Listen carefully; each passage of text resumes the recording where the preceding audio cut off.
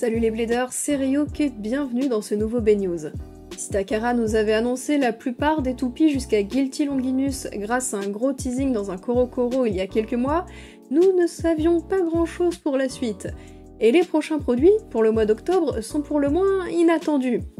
On commence par le DB All-in-One Set, donc un set de démarrage qui contient à peu près tout pour pouvoir jouer. C'est assez rare de voir Takara en sortir en cours de saison. La plupart du temps, ce sont des sets avec des stadiums différents, comme le Limit Break DX7 avec le Dash Bay Stadium.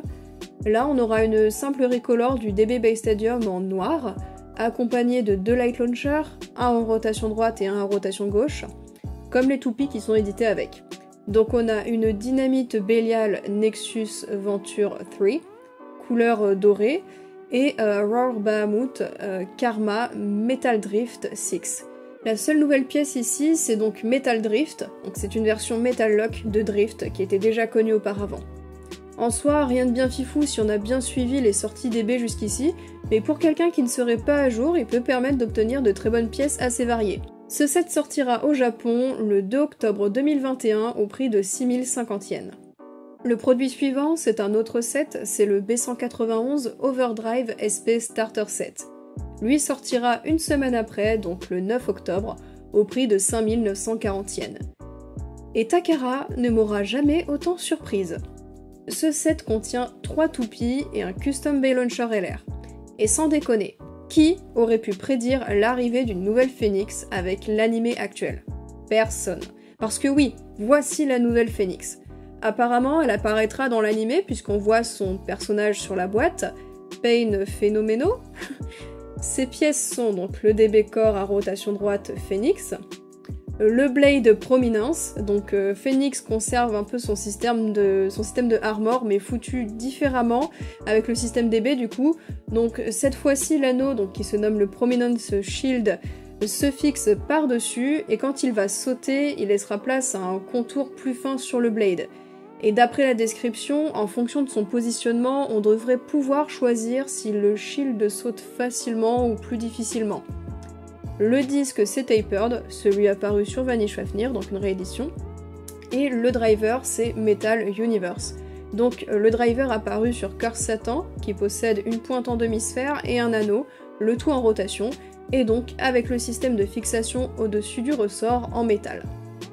La deuxième toupie, c'est...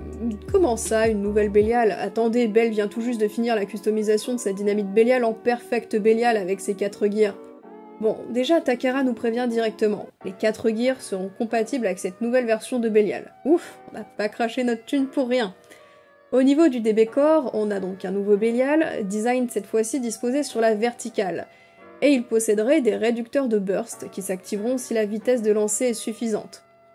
Le Blade, c'est Dangerous, il possède du caoutchouc et ressemble beaucoup trop à Savior. Et le dessous de la toupie se trouvait un disque combiné au driver comme on avait pour Savior Valkyrie avec Shot. Et d'après la description, avec une puissance de lancer suffisante, la pointe pourrait changer de mode et se rétracter. Bon, on verra ça quand la toupie sortira. Et la troisième toupie, c'est une recolor Savior Perseus. Alors je voulais de base une recolor de Savior pour éviter d'exploser la mienne, donc de Savior Valkyrie, puisque c'est une pièce qui en général prend assez cher. Bon, sinon avec cette toupie on a le DB Core Perseus. Alors à la base ça me paraissait étrange que Takara le sorte maintenant, mais finalement non, je m'explique. Perseus était sorti en tout début de saison, Dynamite Battle, avec le layer Dynamite Perseus 6 en édition limitée. C'était la toupie rare de la loterie du site internet japonais. Ce genre de loterie concerne une toupie par système et ça dure 1 an. Donc en général, Takara sortait la première réédition de la pièce exclusive à la fin de la saison. Et c'est ce qui s'était passé l'an dernier avec Solomon, qui s'est vu réédité dans le tout dernier booster, juste avant le début de la saison suivante. Sauf que, pour obtenir ces éditions limitées, il fallait dépenser des points obtenus grâce à des tournois, des challenges, tout ça, qui étaient collectés dans le Baycloud. Sauf que Takara a annoncé il y a quelques mois la fin du Baycloud, et j'ai vérifié, et il n'y a plus non plus le système de loterie sur le site. Donc maintenant, Dynamite Perseus est obtenu par participation à une loterie après l'achat de certains produits entre le 17 juillet et le 30 septembre 2021. Donc tout ça explique peut-être la réédition de Perseus si tôt dans la série de produits. Bref, son armor c'est 3, son disque c'est Giga, et son driver c'est... Bearing Dash.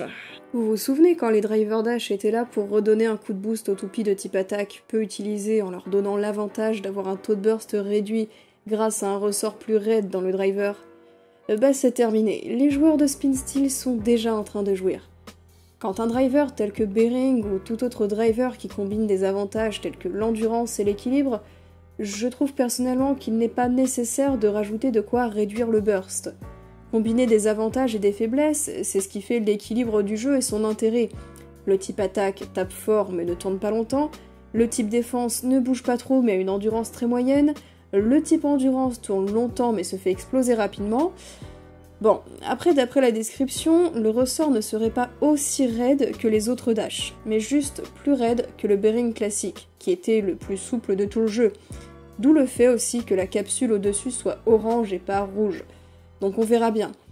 Sincèrement, je ne crache pas tant sur ce que Takara sort à la base comme pièce, mais plutôt sur ce qui est déjà surcoté et surjoué dans le jeu, avec ses styles qui reviennent sans cesse, sans plus de diversité au fil du temps, même si l'offre de pièces et de systèmes devient de plus en plus intéressante avec le temps. Enfin bref, ce B-News était bien garni. Comme d'hab, n'hésitez pas à me dire ce que vous en pensez de la vidéo en commentaire, et en ce qui concerne les produits également, perso je prendrai pas le B190, mais le B191 je vais difficilement pouvoir passer à côté. Voilà, c'était Ryuk, ce fut un plaisir comme d'habitude et je vous dis à plus.